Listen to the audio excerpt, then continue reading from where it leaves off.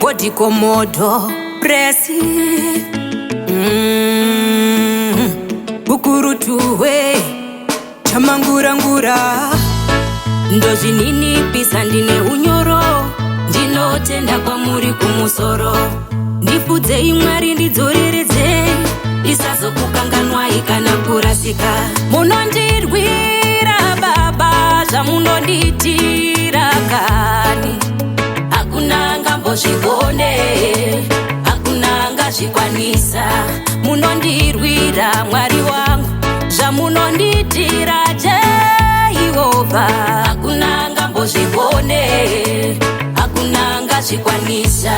inyasha nerudo rwenyu rwandisvitsa nhasi sandiuchenjeri mado yenyama yangu kana pamipata yemakomo yakamanikana munondiyambutsa zvisina kukundikana kwatakaberekwa kwatakakurira kune zvinotiremera zvinotikurira asi imi mufudzi weupenyu hwangu ndingagotyei muri minhoho yangu munondirwira baba zvamunonditira kani hakuna ngambozvigone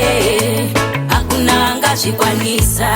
munondirwira Mwari wangu zvamunonditira Jehovha hakuna ngambozvigone hakuna ngazvikwanisa zita renyu rakandipunyudza mumadzudzo achimanikire pandaiva ndigere ndadzamirwa ndagumirwa ndapera zano ndipo pamakandirangarira tenzi ndozvininipisa ndine unyoro ndinotenda kwamuri kumusoro ndifudzei Mwari ndidzoreredzei ndisazokukanganwai kana kurasika munondirwira baba zvamunonditira kani hakuna ngambozvigone hakuna ngazvikwanisa munondirwira Mwari wangu zvamunonditira Jehovha hakuna ngambozvigone hakuna ngazvikwanisa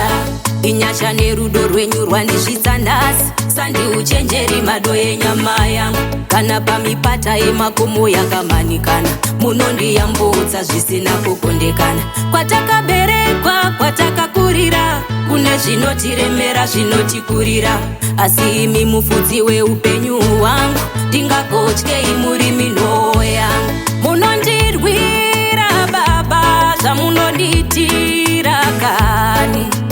hakuna ngambozvigone hakuna ngazvikwanisa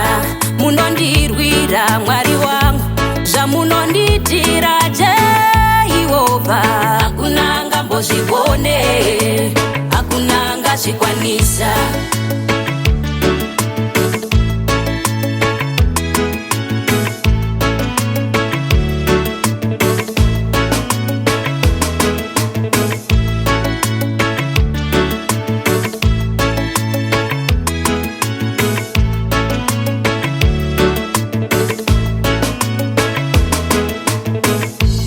zita renyu rakandipunyudza mumadzudzo achimanikire pandaiva ndigere ndadzamirwa ndagumirwa ndapera zano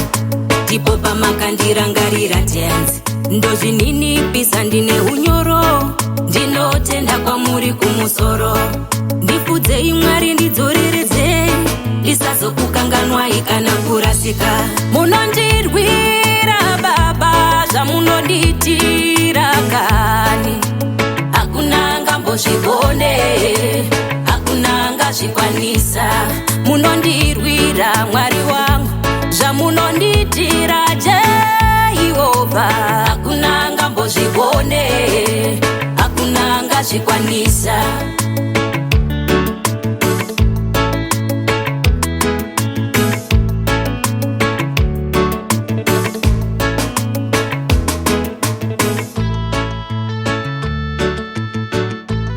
Ha ha ha.